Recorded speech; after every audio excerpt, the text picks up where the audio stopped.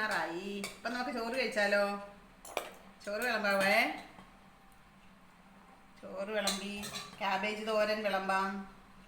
Cabbage തോരനുണ്ട്, മെഴുക്ക് പിന്നെ ഇത് അച്ചിങ്ങാപ്പയർ മെഴുക്ക് പുരട്ടിയതുണ്ട് കേട്ടോ.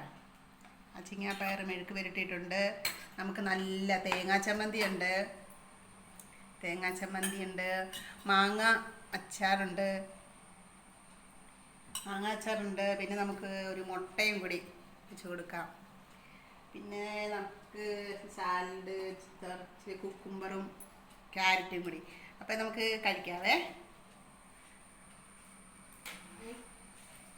കഴിക്കാം. ക്യാബേജൊക്കെ വെച്ച് ചമ്മന്തിയൊക്കെ ഇട്ട് നല്ല ടേസ്റ്റ് ചമ്മന്തിയാണേ. നല്ല മതി.